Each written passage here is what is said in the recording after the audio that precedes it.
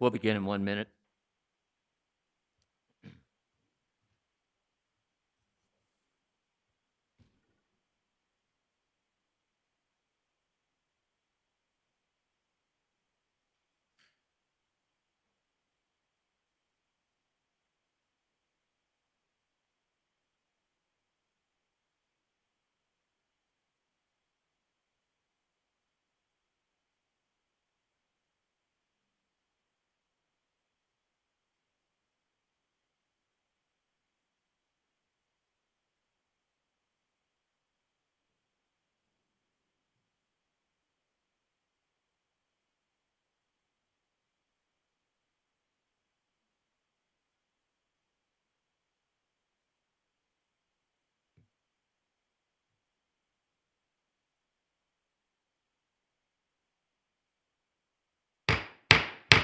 Call meeting to order. Please stand for the Pledge of Allegiance.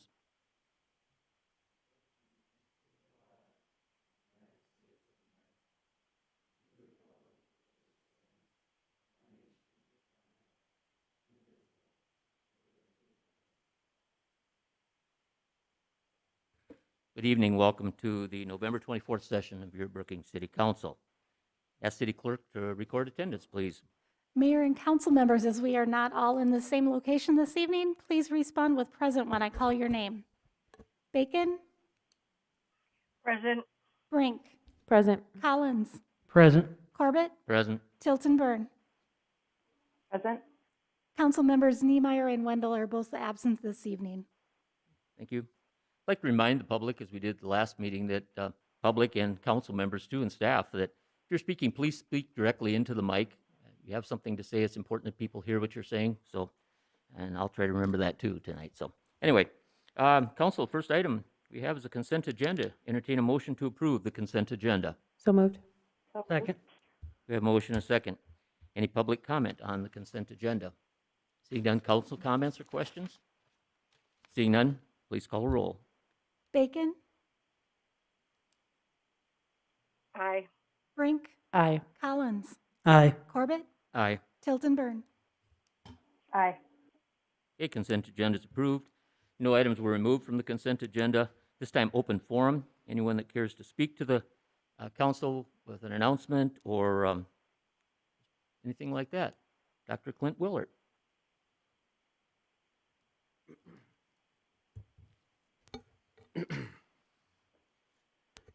Mayor and council members, good evening. For the record, I'm Dr. Clint Willard, Superintendent of the Brookings School District. I wanted to take this brief opportunity to offer a reflection on a recent life-changing event for several students and staff members in the Brookings School District. The morning of Wednesday, November 18th, I was contacted by the administration of the Brookings High School about a near drowning in the pool at the high school. While I could go on and on this evening about the heroic efforts of the teachers Vanda Bjorklund and Tina Bergen, along with the incredible efforts of every student that was participating in the physical education class that day and their textbook response, I would rather save those accolades for another time and another occasion. Their response, following best practices and procedures, could not have been better. Rather, I wanted to appear before the City Council this evening to thank the city for the commitment to the citizens of Brookings. We are blessed with a well-trained, highly responsive, and an effective team of emergency responders. From the time the 911 dispatch call was made until the emergency responders arrived at the high school, it was less than 3 minutes. Further, upon arrival, the EMS team, including the ambulance crew and the responding police officers, quickly assessed the situation, tended to the student, and provided a sense of assurance that the situation was fully under control. While the response was very impressive, even more impressive, at least in my eyes, was the level of support provided following this potential tragic and life-changing event. Officer Terry Kuhn, Officer Sean Damaris, and Officer Jacob Vukovic, who, by the way, is a Brookings High School graduate, utilized the diffusing process with the students and staff voluntarily and that of those that were involved in the incident. The process led by these officers provided the students and staff a safe place and process to reflect on the event as each person shared their individual thoughts, feelings, and reactions to this major event. The officers provided insights and assurances that helped support each individual that was so dramatically impacted by this incident. The level of professionalism, along with the care for all of those involved, was clearly evident. I cannot say enough, council members, about the quality of this process and the positive impact the officers had on the individuals involved. 2020 has been crazy, and we know in 2020 across the country, there have been times where police officers have been attacked and their services have been questioned. Well, tonight, I'm proud to say that Brookings has an outstanding team of first responders that unselfishly serve our community. In particular, I would like to publicly recognize Officers Kuhn, Doremus, and Vukovic for what they did to help our students and our staff navigate a very challenging and life-changing event. It truly made a difference. Thank you, Council, for your support of those wonderful people. Thank you, Dr. Willard. Anyone else?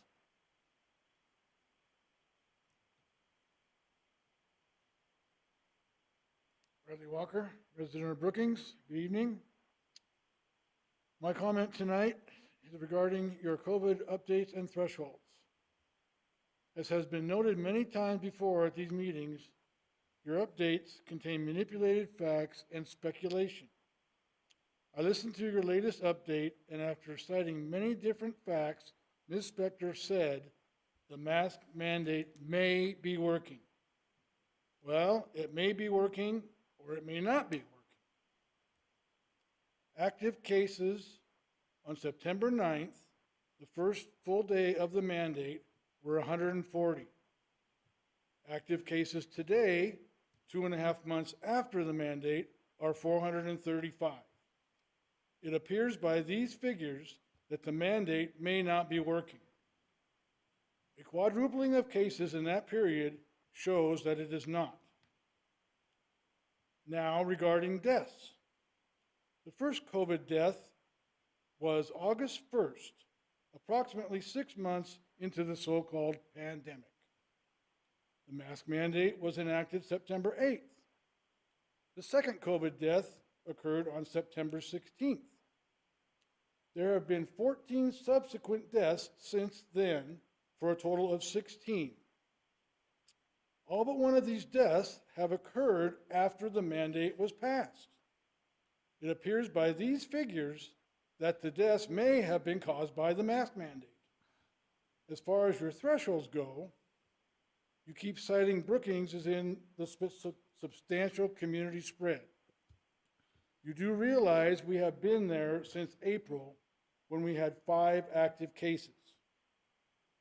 In order to get out of the substantial spread to moderate or minimal, active cases would have to drop under 4. Unlikely to happen considering we are at 400 now. For the week ending 11/20, your COVID threshold, the Brookings RT number was higher than the South Dakota number, the total South Dakota number, every day but one. And on that day, it was lower by 1/100%, 0.94 to 0.95. Shouldn't these numbers be lower since we have a mask mandate? It appears by these figures that the mask mandate may not be working. Each member of this council has commented why they wear a mask, how they don't like wearing them, but they are doing it to protect others. My response is, what are you protecting them from? Have you been tested? Do you have COVID? If you do have it, why are you here? You should be in quarantine. If you don't have it, what are you protecting anyone from? You can't infect anyone with something that you don't have. Currently, the infection rate in Brookings is 1.77%. That is for the city itself, not the county. With 435 active cases in the county and a population in the city as of 2018 at 24,500, which is obviously more now, but these figures will suffice. That means 98% of the citizens in the city are COVID-free. So in a room of 100 people, 98 of those people would not need masks since they cannot infect anyone with something they don't have. And 16 deaths out of 2,292 total cases is a survival rate of 99.3%. I think it's time that we lift our restrictions on businesses, especially with the holiday season coming up, so people can shop and enjoy dinner out with their families as usual. I won't go into the new normal protocols that some council members think we have. As I won't be here later, I would like to congratulate Ashley Bigger on the award she will receive tonight. She is definitely an asset to our community, and this recognition is well deserved. Any comments? Okay. Have a good evening. Thank you. Okay, it looks like SDSU report. You ready, Mr. Johnson?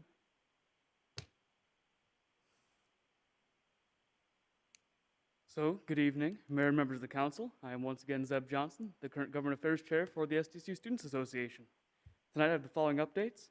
First up, our president and former Government Affairs Chair Hattie Seaton was named a Rhodes Scholar this last Sunday. We're so unbelievably proud to count her as one of our own, and that's our biggest news so far. Next, since our last report, our Students Association has passed legislation recognizing the 2 days before finals as Rabbit Recognition and Rest Days, and we have approved a new venture fund request for the American Institute of Graphic Arts student group on campus. This venture will fund a student-run publication for our graphic design students on campus. Finally, in university news, our SDSU Test Before Turkey campaign has been remarkably successful. We've tested over 1,000 students, with our peak being over 300 tests done in one day. So it's been a success. Thank you for your efforts in keeping us on campus until this point. Most of the student body has departed campus, or will do so tomorrow. That is it for tonight. Any questions? Awesome. Thank you all very much. Thank you very much. Yeah, when I visited with Hattie on Sunday morning, and then when we visited yesterday, you shared with me that, yes, she was pretty excited. But, I mean, Rhodes Scholar, it's been 68 years since someone at SDSU's had a Rhodes Scholarship. And any of those you know Hattie, well, she's well-deserving, just an outstanding individual. And I think that really speaks highly of the quality of students we have at South Dakota State and the quality of education they're receiving. So that's exciting. Okay, anything else on open forum? Okay, we'll close the forum and SDSU report. It's time for the Mayor's Generational Leadership Award.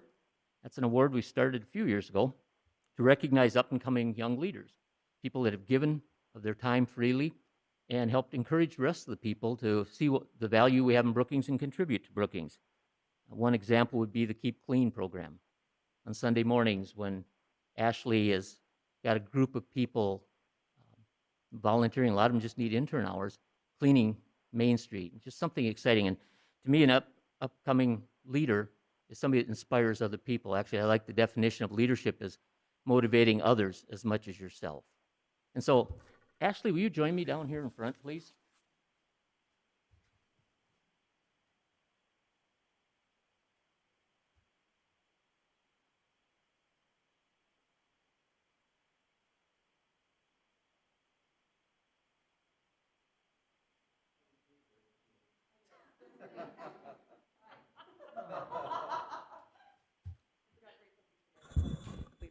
I was told not to have humor, but anyway. Yeah, just anybody in Brookings not know her for some of the great things, the murals she's made, just brings everybody. I mean, does anybody not have at least one of these? And thank you, as you inspire others. Greatness. We talked before this, she said, keep it short, and I said, that's never a problem for me. So Ashley, I can't tell you how proud we are of you, and I think I'd speak for the whole city of Brookings when I say just how proud we are of all that you do to make Brookings a great place to live. So what did we decide to do the elbow, right? Okay. We said no hugging tonight, so Ashley, congratulations. Oh, here, we got to get, yeah. Okay. And we have a carrying case for it. Congratulations, it's so well deserved. Thank you.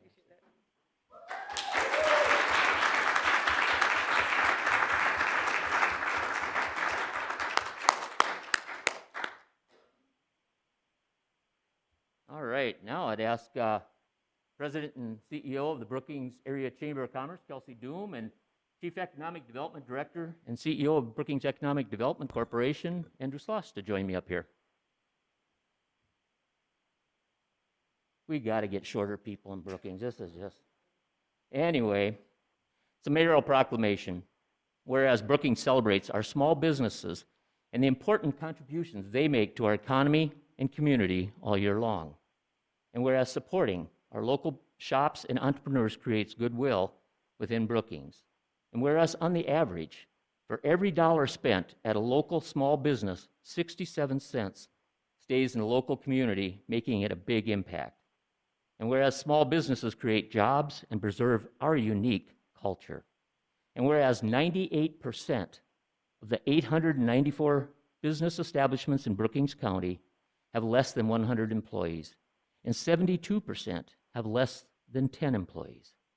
And whereas the Saturday after Thanksgiving is Small Business Saturday all across this great nation. So now therefore be it resolved that I, Keith Corbett, Mayor of the City of Brookings, do hereby proclaim Saturday, November 28th, 2020, as Small Business Saturday. And I'm calling upon all the residents of Brookings to make a big impact by safely supporting our local businesses online and through curbside pickup. Thank you.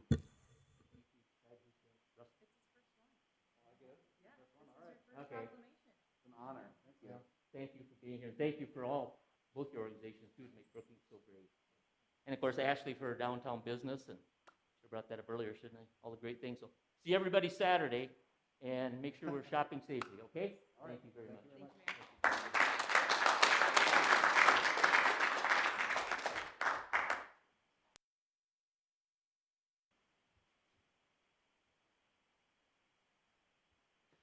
All right, moving along. Contract and change orders, and Jackie, you read my mind, don't you? City engineer will speak to Resolution 20-99. Okay, thank you. This item is action on Resolution 20-099, authorizing change order number 1 for the 2020-05 STI project with Rounds Construction. The project's completed, and the final cost was $360,971.92, which was an increase of about $18,015.94 over the original contract price.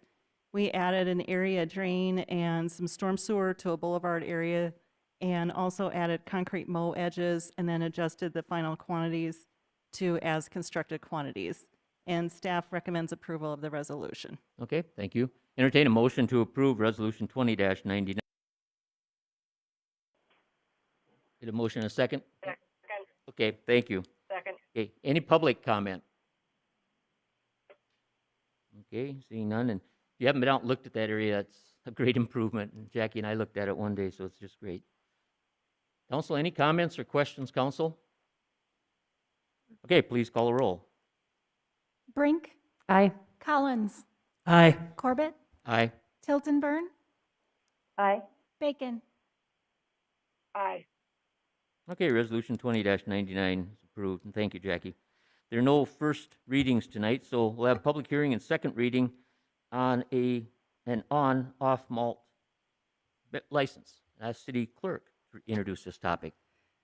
Mayor and council members, on the agenda tonight is a request to transfer an on-off sale malt license with 10 video lottery machines from Brookings Developers, Lyle Prusman owner, doing business as Gas and More, located at 600 6th Street. This is being transferred to MG Oil Company. They're going to do business at this location as Corner Pantry 24. Marlon Erickson and Troy Erickson will be the new owners. All required documents have been submitted for this application. A public hearing and action by our council is required to approve all alcohol licenses.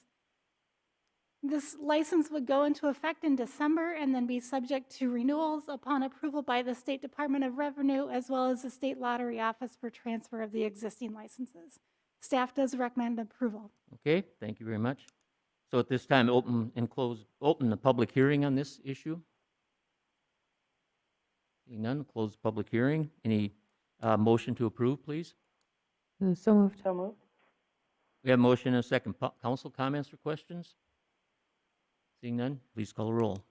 Collins, Aye. Corbett, Aye. Tilton Burn, Aye. Bacon, Aye. Brink. Aye. All right, the sale and transfer of on-off malt is approved. Next one, we'll call on Deputy Finance Manager Ashley Wrench to speak to ordinance 20-24. Mayor and members of the council, this is the second reading of this ordinance, and no changes have been made since the first reading. To provide a quick review, this ordinance has three parts. Part one is a expenditure budget to use excess FEMA grant funds from a project that was completed under budget. These funds were approved by FEMA to be used to purchase a drone and a stormwater flow meter. The FEMA funds will pay for 85% of these expenses, and the city is responsible for the remaining 15%. Part two is an increase to the library's capital expenditure budget of $100,000 for a boiler replacement that was identified in the 2019 facility condition assessment. This expenditure will be funded by the City Council Priority Project Fund. And finally, part three is an increase of $500,000 in the general fund non-departmental expenditures. This will account for the COVID-related operating expenses being reimbursed by the South Dakota Local Government COVID Recovery Fund. The remaining reimbursements, projected to be approximately $3.1 million, include direct public safety payroll as well as COVID-related payroll for non-public safety employees, which is already in the budget. And staff recommends approval of this ordinance as presented. Okay, thank you. Entertain a motion to approve the ordinance. All right, we have a motion and a second. Any public comment to this? Seeing none, close public comment. Council comments, questions? Please call the roll. Corbett, Aye. Tilton Burn, Aye. Bacon, Aye. Brink, Aye. Collins. Aye. All right, ordinance is approved. Thank you, Ashley. All right, other business, City Manager Paul Brusino will have a COVID update. Thank you, Mayor, City Council members. Brookings currently has 435 positive cases of COVID in the community or within our county. When comparing to the last report, Brookings has decreased the rate of cases and our percentage is trending downward, which is nice to see. As seen on the slide before you, and we certainly hope that this trend continues, especially throughout the holidays. There has been a large increase in this last week in testing, which is attributed to the Test Before Turkey campaign, which you heard earlier. This was an effort by SDSU to provide testing for students before they leave campus. With the majority of SDSU students gone for the rest of September or for the rest of the semester, we anticipate this to impact our cases overall. However, if you look at this next slide, thanks, Jake.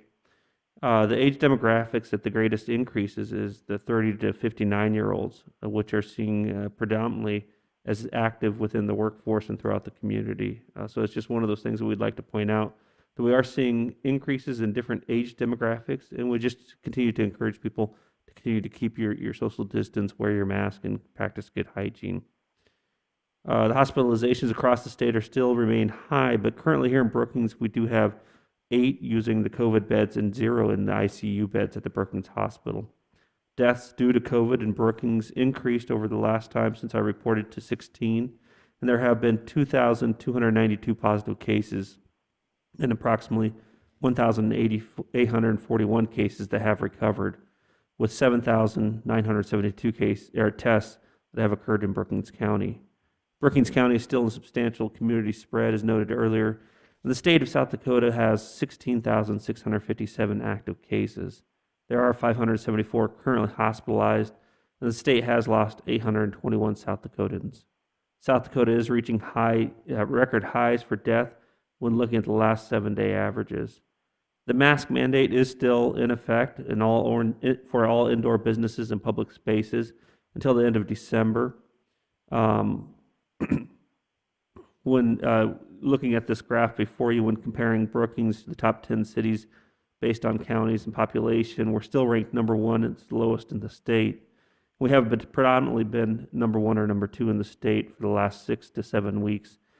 I would note that now the number 10 ranked community, Mitchell, has passed their mask mandate, and I know that was last night, and Rapid City is considering one as well next Monday for final vote. Council will be asked to renew the current ordinance, the mask mandate and occupational thresholds, for December 8th as well as 15th for the second review or second hearing.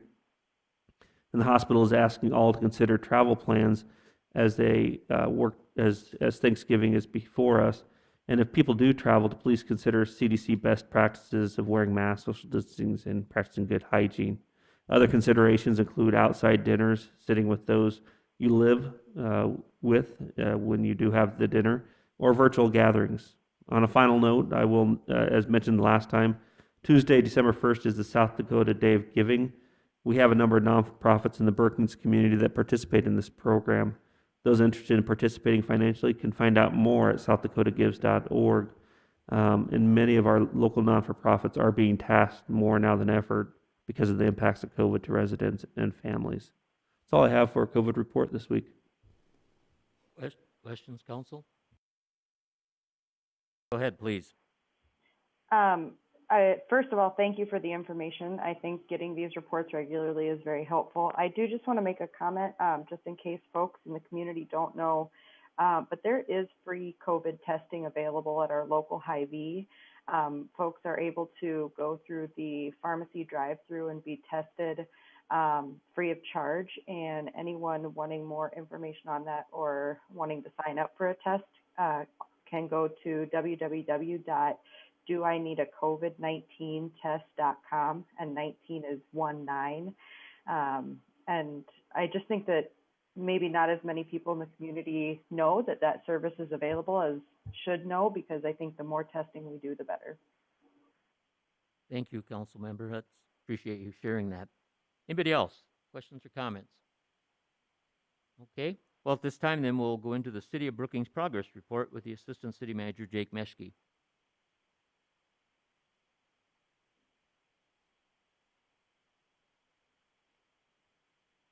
Good evening, Mayor and Council. This is the November 2020 progress report, and I am excited to bring it to you. We talked about the Engage Brookings mobile app that is available as a mobile app for Android and Apple devices, as well as an online portal through our website. It offers a number of different opportunities for residents that connect with staff 24/7 by submitting service requests, getting helpful information for departmental contacts, as well as quick links that can take folks to many different places on our website to include building permits, online payments, calling City Hall, as well as others.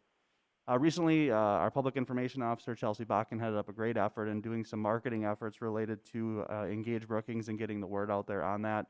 We did have 1,200 flyers that were distributed with the help of United Way through the Feeding Brookings and Brookings Backpack programs, as well as anyone who's emailed us recently may have seen an updated staff signature that does promote Engage Brookings, as well as some other online platforms, including Facebook, Instagram, and our city website.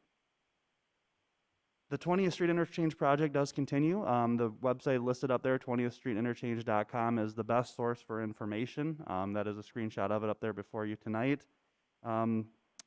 There were about 20 comments received through that comment period that did close on November 19th.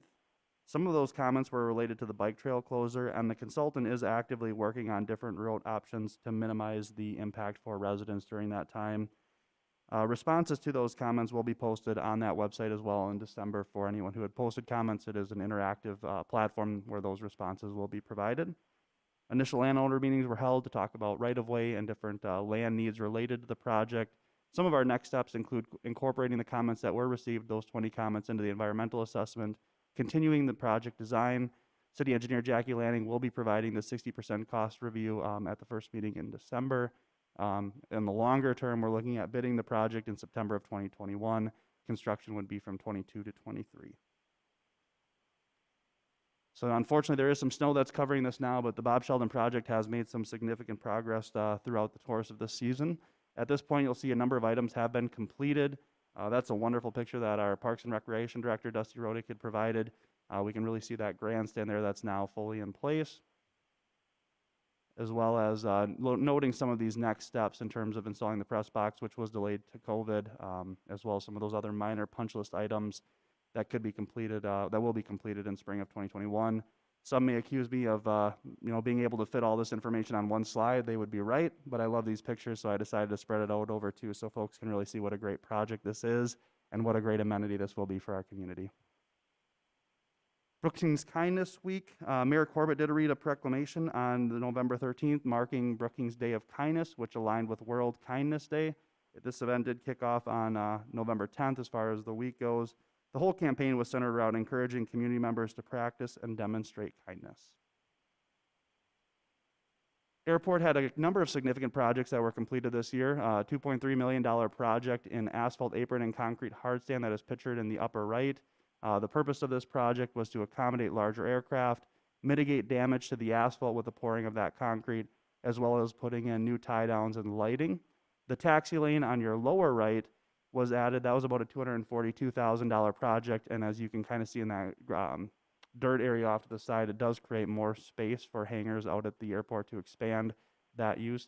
As a reminder for council and members of the public at home, almost all of our projects, and especially these here, were done through a specific funding formula where 95% of that project is covered through federal and state funds.